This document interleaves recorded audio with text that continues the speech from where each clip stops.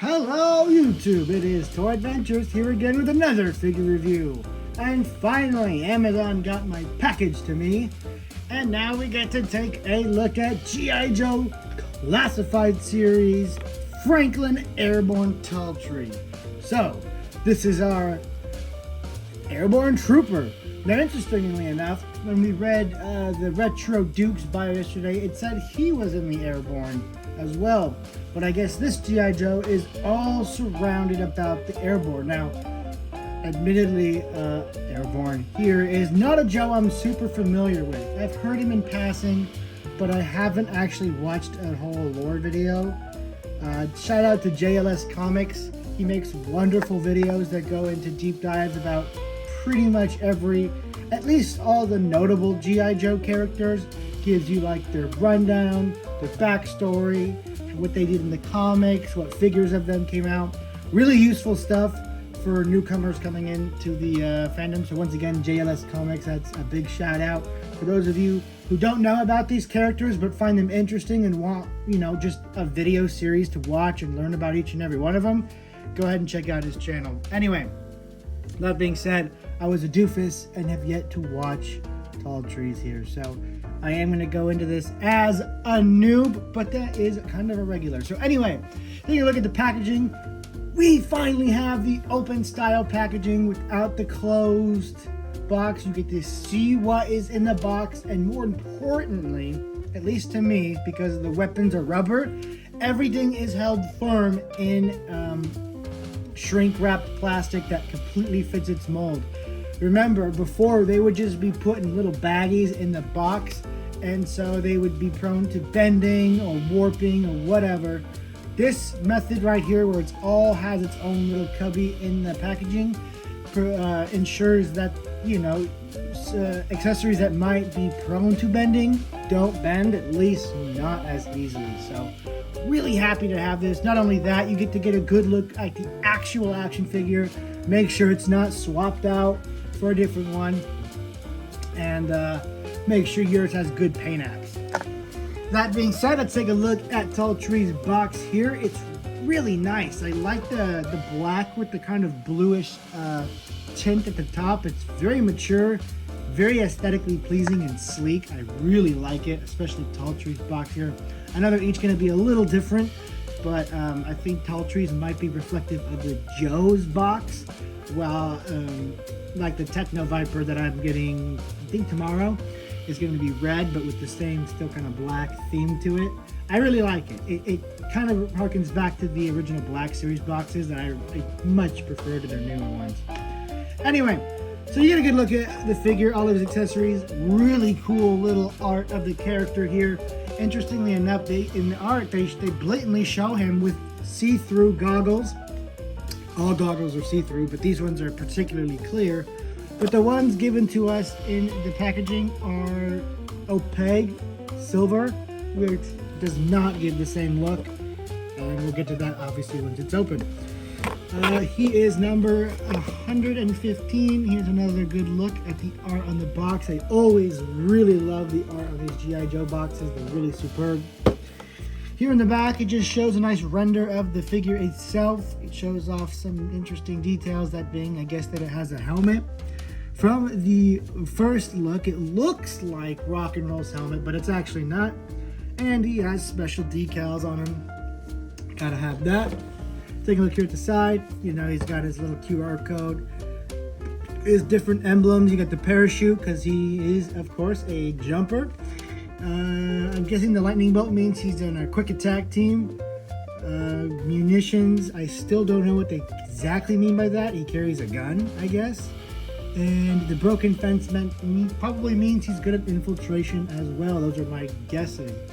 Really, really nice box. They really tuned up the styling for these. I really enjoy it.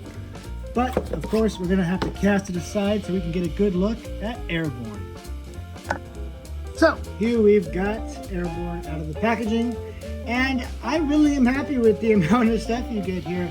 And I'll show you why, because there's a lot of different character looks and loadouts. This feels like it's going to be a Joe that's really worth its price just because of all the different looks you can do for the character. For a lot of these Joes, you open them up, you put on the gear, and that's how they look, unless you switch up the gear third party. But here you have several different looks regarding the helmet mainly. Obviously the outfit is the outfit, but anyway, taking a look at the accessories, we're going to start off with the backpack, which is the least interesting to me.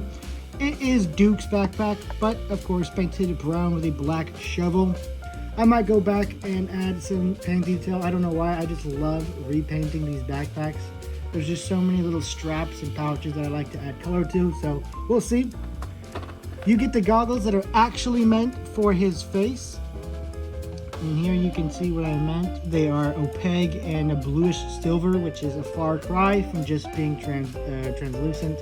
Or I think if they really couldn't have pulled off the translucent goggles, they absolutely can, because they did it for the Hoth Trooper in the Black Series. They just are kind of being lazy. Then don't put anything inside of the lenses at all. Just have them cut out, like nothing there. Like you just have the frame of the goggles, but nothing actually where the lenses should be, and that'll give the effect of it being translucent looking, because that's kind of part of his look. So I might end up actually getting the Gridiron third-party pack, because it includes one of those. I just actually kind of like the look of his issued helmet more, but that's a different story. That's third party. Anyway, for his main weapon, a lot of people have been complaining about this submachine gun because it's really not airborne style, and I gotta tend to agree. I'm not sure if this is the one that came with Firefly, but it kind of looks like it off the top of just looking at it. It has a removable silencer that goes into the silencer holster, and yeah, kind of a wimpy weapon, and definitely not what I'm going to be displaying my airborne with. Alright, let's get a better look at it. Yeah, I'm not sure if this is a real firearm. It doesn't really look like it, but if it is, please let me know down in the comments what it is. Of course, removable magazine. So pretty neat, but definitely not what's going to be in the hands of my airborne. So also a pretty wimpy little pistol. I might keep this for airborne just because I don't have too many pistols lying around, but we'll see. It does look kind of just indistinct, not interesting looking, very bland. Just kind of like if you asked like a kid to draw a pistol, this is kind of what would happen. If it's a real gun, I'm shocked because it looks really boring, but let me know. Let me get onto his helmet. Very reminiscent of Rock and Roll's helmet, but a little smaller to fit most heads. If you didn't know, the Rock and Roll helmet's kind of huge and doesn't really fit any other G.I. Joe head other than his, because of his hair sculpt and his beard. But this one looks really nice. It's the more modern type helmet with the earmuffs attached, and of course always they do the loose chin strap, even though that was like a thing in like World War II, maybe Vietnam. Nowadays soldiers are not dumb enough to have their life-saving equipment unstrapped, especially in battle. I really hope they start pivoting to actual, you know, used chin straps that you just fold over the chin of the character while you're putting the helmet on. It would just give it such a more authentic look. Yeah, I'm not a fan of these loose chin straps. Some think they're cool because of the, you know, the whole look of like the M1 helmet from World War II in Vietnam, having the loose chin straps. But that was a Hollywood thing even back then. You want your life-saving helmet strapped to your head because you're running around, artillery's going off, all this stuff's happening that's gonna knock your helmet right off your head. You want it secured.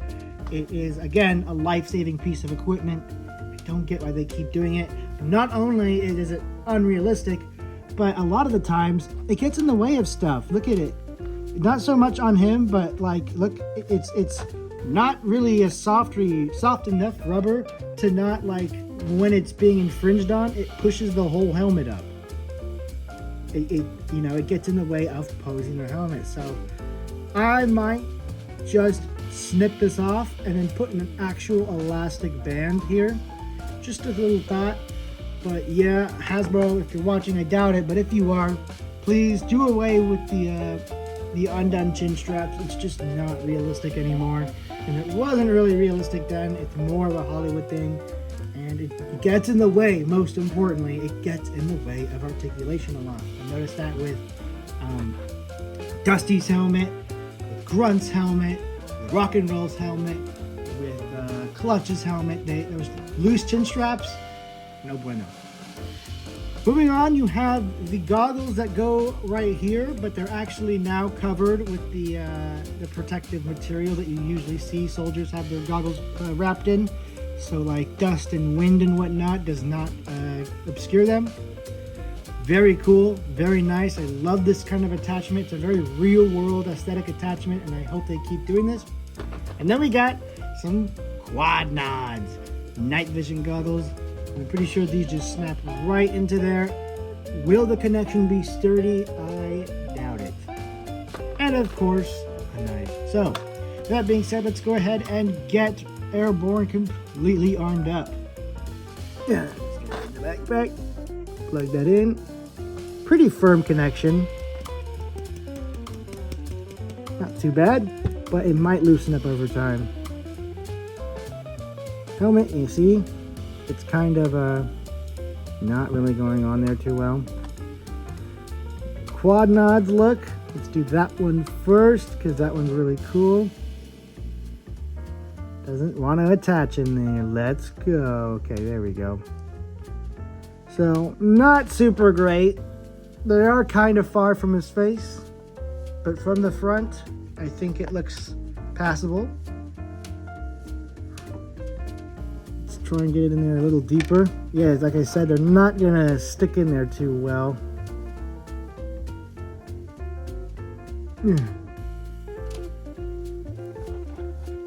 That's about as good as I can get it, and I was actually really trying, so really good idea, but in execution leaves a little to be desired. And then another look, of course, you have, if you want the goggles on his helmet, that is a really cool look that I really like. I'm really gonna have to get rid of these straps. They're really getting on my nerves. Especially because of his high collar, these straps are just not gonna cut it. I'm gonna have to cut it. I'm gonna have to cut it because they are not cutting it. And let's finally get the goggles on. These are always kind of tricky to do when you want to have goggles and a helmet on. You gotta kind of like finagle it just to get it perfect. But yeah, that does look nice, but I still contest it would have looked nicer with either translucent or just no visor at all. Just the frames of the goggles to have a simulated see-through clear goggles. So that being said, let's take a look at Airborne himself. We're gonna go ahead and take a look at his base sculpt first. It is pretty nice, a little on the giant jaw side, like our Duke before. I believe Franklin here has been mogging on us. Okay, he has the chin, the jawline. He has been mewing right before missions to make sure Cobra gets mogged on at full capacity. Paint apps are really nice on this. I believe this is a completely unique vest. I don't know why. It kind of reminds me of the Steel Core, but I'm almost positive it's not the Steel Core vest. I don't own them, so I don't exactly know. There is the decal on his arm. I'm guessing that's some kind of symbol for his unit. You can look here on this side, there's nothing, but there is these nice little brown paint apps for kind of extra padding on his jumpsuit. And I really like this belt piece, how it kind of also connects down to these thigh harnesses. I would have done maybe put something on this one, maybe just a pouch or whatnot, but it just kind of being there is a little plain. But now that I'm actually thinking about it, I'm pretty sure it's part of his rigging for his flight or parachute or whatnot. You know, he's jumped out of a plane, so this is probably just rigging. I see a pistol here and I'm like, why is there nothing here? But it might actually be correct, so I can test. His articulation is a little hampered because right here, these two little straps of plastic do connect the upper vest to the harness down below. I might advise just cutting those for maximum articulation, just making it snip, snip. I don't know if I will, but it does kind of limit it, but I mean, for a realistic human pose, not really, unless you want him to go all exorcist mode and flip around. I think it might actually be fine, and considering this joint is so stiff that even if you pose it, the natural want to go back into place is not strong enough to move the figure back into place, so it's not actually that big of an issue. Decal-wise, got a nice little American flag there. The grenade's actually painted. They're really going hard with the paint apps now. They realized, hey, wait a minute, people actually want to give this line money. Let's actually invest in it. So they have been, and it's really been showing with more details on these figures. And by that, I mean more paint apps, better accessories, more accessories. I mean, just look at Release 1 Roadblock. That is like the pinnacle of terrible classified figures. I did buy it, but I did a lot of third-party customization to the point where the only thing on that figure that is stock figure is the vest. I put a t-shirt underneath it, I switched out his legs, I switched out everything to get that classic V2 Roadblock look. But nowadays, I actually think I want a retro carded Roadblock. There's been so many Roadblock releases, but I think a retro carded V2 Roadblock would still get me to buy them. Also, can we get a retro Falcon over that? Anyway, let's not get distracted. Now that we've gone over all that, pretty much the only thing to really go over now is articulation. Actually, you know what? Right before I get into articulation, I wanted to kind of go over. This is mainly for me, but I figure a lot of you customizers are into this anyway. What is reuse here? I originally thought that these were going to be Dusty's arms, but from what I can tell, I think these are brand new arms actually. So is the standard. I was really shocked by how nice the retro Dukes butterfly joints are. These are more standard classified, which aren't bad, but they're not as good as the retro Dukes. Legs, they kind of look like snow jobs, but I think they actually are new. Snow jobs are a little more poofy. So from what I can tell, unless maybe the feet are reused, this might be a completely new molded figure. I could be wrong. It might be no, because they can kind of see the chest underneath. This might be 100% new right here. Completely new buck. So that's extra bang for your buck. I think this whole package right here is worth getting for sure once. Unless you have a plan to make a whole squad of these kind of troops, I don't really see anything in this set worth buying for customization reasons. Maybe the vest, unless you want to make specifically a squad of airborne looking soldiers. I really don't see the point in buying this guy more than once. There's no real fodder capability other than maybe the helmet and maybe the vest, but the vest is going to be really niche. The helmet, less so. But I still think this is a absolutely fantastic package here. They really did this one nicely, and it makes me super excited, as if I wasn't already super excited to get my Dragonfly, because Airborne belongs right in there. Let's go ahead and put all his gear on before we close out the review, so we can get a good look at a fully equipped dude. There's nowhere to store his nods, which I understand, but I feel like there should have been an option. Also, before we go, can they be attached upside down to reflect when they're not in use? Because I know Valaverse can do it. Oh my god, G.I. Joe fans hate it when you compare Classified to Valaverse, because they don't want to admit Valaverse has some ups over G.I. Joe. Definite ups. You can, kind of. It doesn't look as good, but you can. It's a little janky looking. But, anyway, that has pretty much been everything I have to say about this guy. I mean, I always say it, the articulation isn't really worth taking a look at. You got 2 ball joints up here at the head, ab crunch, arms go out to here, double jointed elbows, double jointed knees that are really stiff when you first get them. They kick out, they drop down and kick out, ab crunch, waist swivel, bicep swivel. It's really nice. A very nice standardized articulation system. So even if you don't have the crazy butterfly joints that Duke had, you're still gonna get this guy busting a move no problem.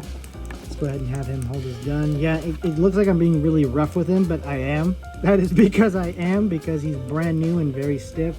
And people are like, oh, you gotta put him in water first to soften up the joints. I found that kind of weakens the joints, and not really weakens, but like softens them up too much to the point where now they're loose. I've manhandled every G.I. Joe figure I've ever gotten. I've really been rough with them. I've been moving them around. If they're stiff, I really force them, and I haven't broken a single one. Not a single one. Now, I'm not advising you do that, okay? I'm just saying you don't have to be too gentle with them. And look at this. You can't even shoulder his submachine gun. I'm glad I wanted to pose them for you guys because that is kind of weird. But that's an issue a lot of these G.I. Joe figures have, is they're given weapons with buttstocks that are way too long to actually comfortably fit in there because, hello, this is not an actual cloth. There's no give to it. So when the buttstock presses into it, when it's supposed to be pressing into the muscle of your arm to distribute the energy when it's shot, it doesn't look so right. So they actually need to make them a little inaccurately short in the buttstock so the figure can hold it comfortably. Anyway, guys, that's been my review for Airborne here. I'm gonna give him a 8 out of 10. He has some little minor quirks, but overall, I am very happy with him, and he is a solid entry. He's not anything exceptional. If you wanted an Airborne figure, this is pretty much going to satisfy that itch, but it's not going to blow your mind. He's not anything stand out. He's just another great addition to the Classified line. So, thank you all so much for watching, and I'll catch you guys in the next video. I should be filming next week. I don't have any other instructions. This week I did have another, just a follow-up appointment to make sure everything was okay. Everything is okay. So, yeah, now I'm actually free. So, movie next week. Sorry I couldn't get one out this week. I know I said I was going to do one every week, but this week had to be the last exception. Okay? Next week, we're back on schedule. Thank you guys for watching. I'll catch you guys later. Peace.